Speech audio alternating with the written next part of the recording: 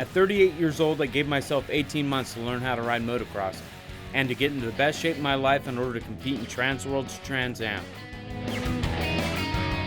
From the motocross mecca that is Southern California, I'm a year and a half into that journey as I have begun my racing career as a 40-plus beginner. I'm talking a second place hurt bad. I couldn't tell you anything about motocross except that it can be anybody's day on any given Sunday. It's a motocross guide for dummies. It's the rookie meets rad, but it's about motocross and not BMX.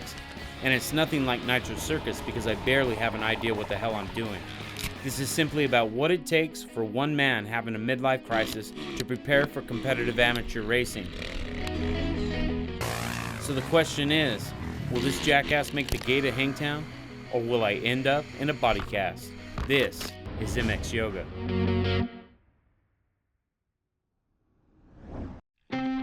Before we whole shot this thing, it needs to be acknowledged that motocross is an inherently dangerous sport that sometimes comes with permanent consequences. This is the journey of a beginner, so mistakes are made. Do not do anything you see in this video unless you have professional instruction or on a close course and enjoy picking rocks out of the front of your grill.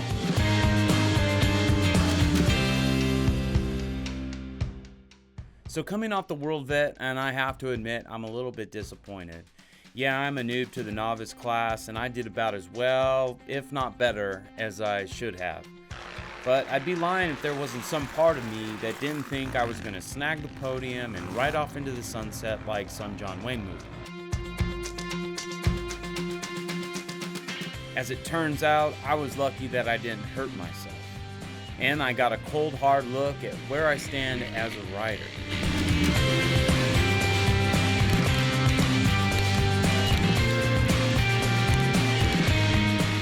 And yeah, it's hard to think that with all the work that's gone into this so far, I've still got so much farther to go. Welcome to the real world. It also doesn't help that I stalled out 3 out of 4 gates. So as I head into my first novice race with the SoCal Old Timers, I gotta focus on putting that all behind me with Reiki Seaquist newly famous step number 33. No stalling, no crashing, or running people over. Now you would think that is all obvious stuff, but it doesn't hurt to keep that in the back of your mind. The next step of the journey is Sunrise, which is off of Old 395. I've never ridden here before, so I've got about 20 minutes to get myself ready. Seeing some familiar faces, I line up with something to prove. And I know it's really myself that I'm trying to convince, but that pit in the stomach is there nonetheless.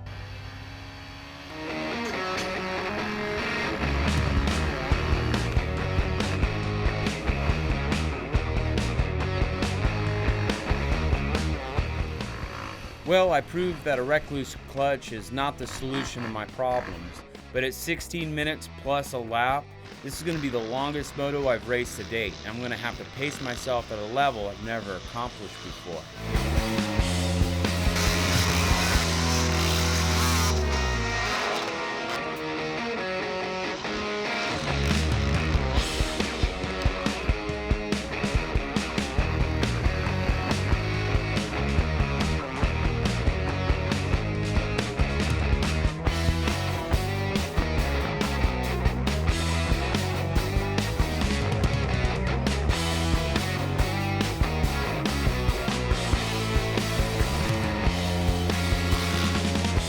As we go into lap 3, it's already gone back and forth several times.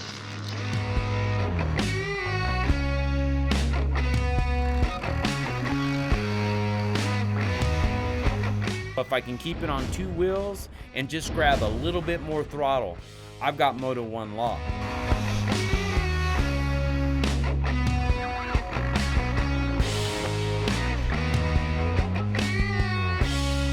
Going into the last lap, I look back and I don't see him anywhere. So he either had to get off somewhere or he decided to concede Moto 1 to conserve energy for Moto 2.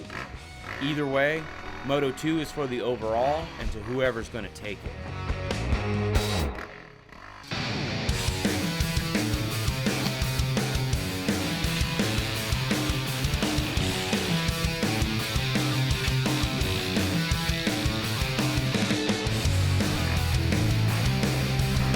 I come out with another hole shot, but he quickly jumps back out and takes position. As we head into the rhythm section, we're neck and neck.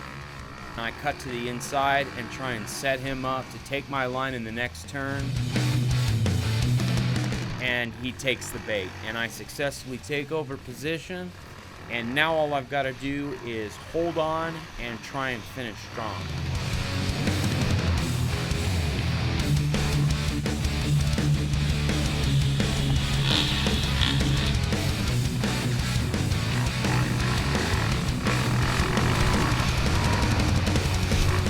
So I end up 1-1 with 2 hole shots. And as you can see, I finished stronger than I started, and I couldn't be happy with that. That was a hell of a battle. What?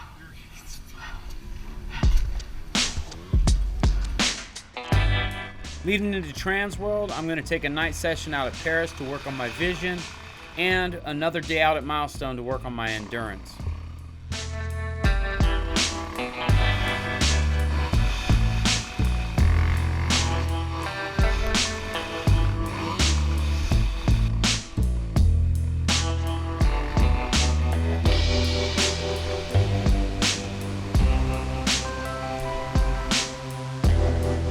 I had first pretty much locked up in the Fall Classic Series until I missed round 3 out at LACR. So this is an important round if I'm going to take the top of the podium for the series overall.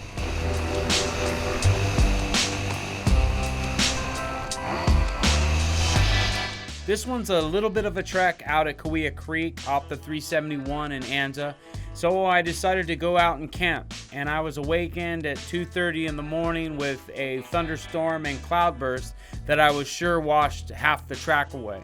The storm passed and the sun rose to reveal a track in beautiful condition. The dirt out here is amazing, and I can't wait to get at it.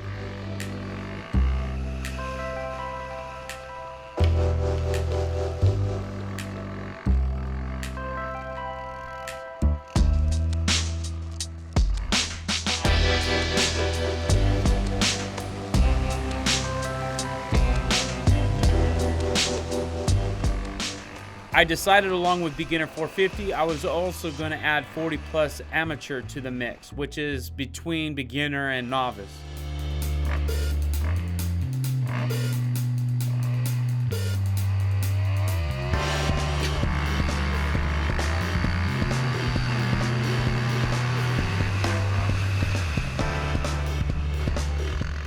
I get a pretty good start, and I know going into this that Agnew 719 is the points leader. So I'm just going to focus on keeping him in my sight line, and all it's going to take is one mistake, and hopefully I can apply enough pressure for that to happen.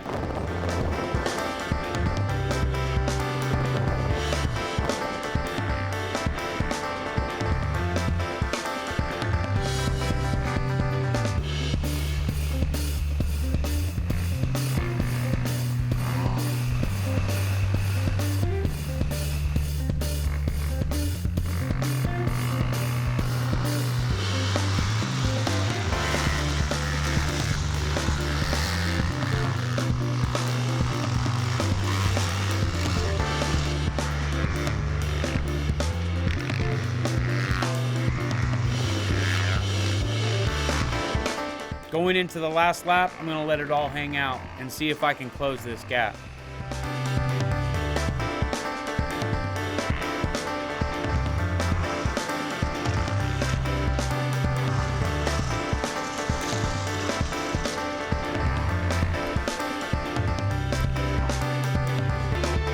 I just wasn't able to get it done, but I'm pretty stoked on my ride as I get ready for Moto 1 at beginner 450.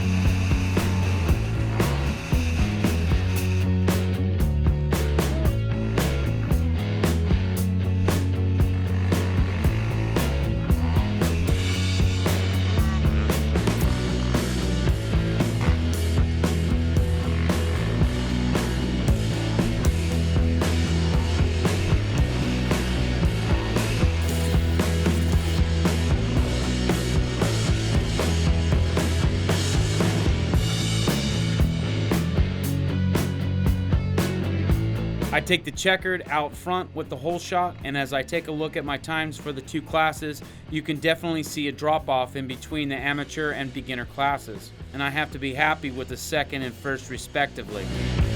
I was able to run just a couple seconds off of the first place in Moto 1 of amateur, so I'm hoping to be able to find just that little bit more to try and see if I can take the overall here. It would be great to upset the points leader with the 2-1.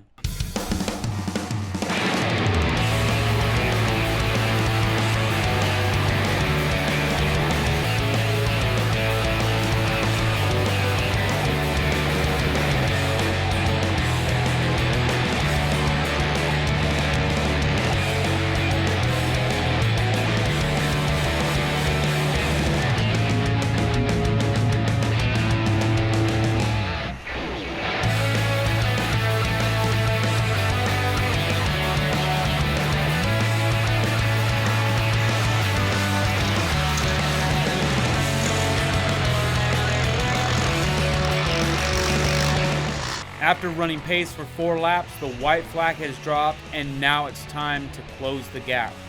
I have to find that something extra.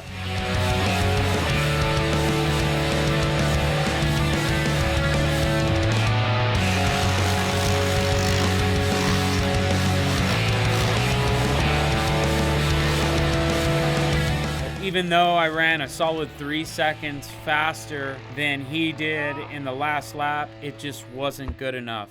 So I have to settle with the 2-2 second overall and 40 plus amateur. Now I hope there's something left in the tank for Moto 4 on the day, which is Moto 2 of 450 beginner.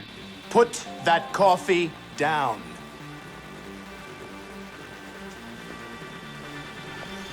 Coffee's for closers only.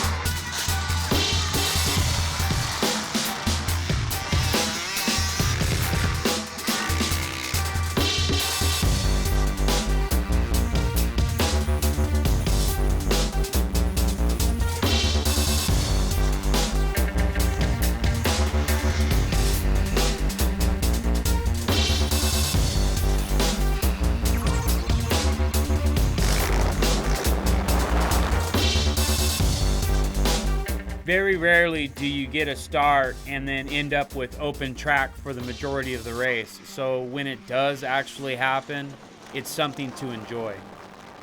My third straight round win in beginner 450, and I even stepped it up and took second in amateur. So it's a great day to build on. MX Yoga Day 114 down here at Milestone, and it is caca. I'm not going to get any work done, so I'm just going to go out on the vet and have some fun.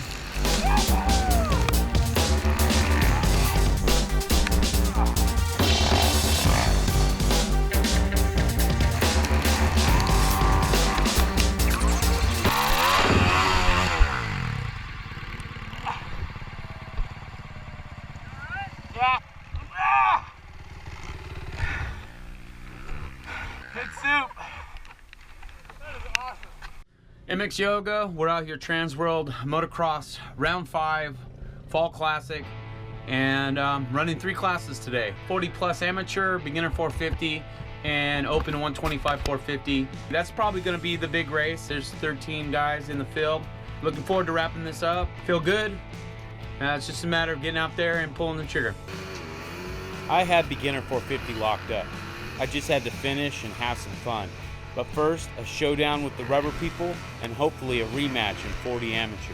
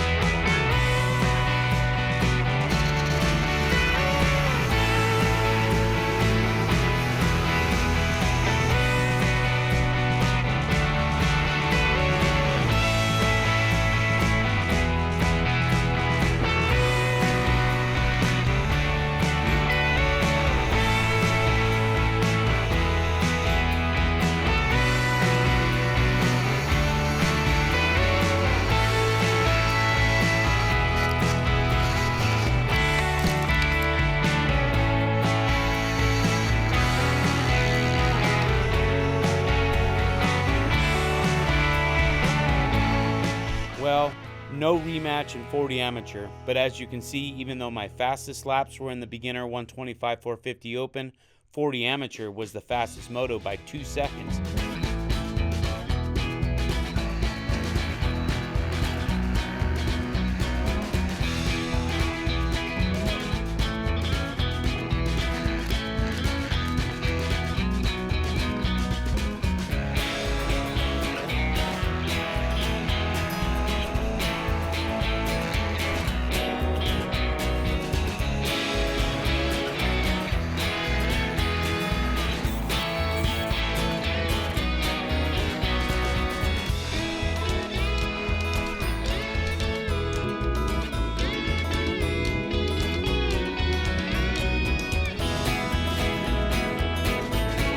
As I finish this last moto, I am stoked to take the overall in another series. 4, 3, 1, 1, 1, 1. It's good to be the king. With only a couple races left in the year, I'm officially moving up to novice full time as I prepare for Trans World's Trans Am and the first qualifier for Mammoth. Until the next one, don't forget to subscribe, share, and like. And MX Yoga 2018 Road to Loretta fundraiser shirts are now available in our Facebook shop. Thanks for your support, and thanks for watching.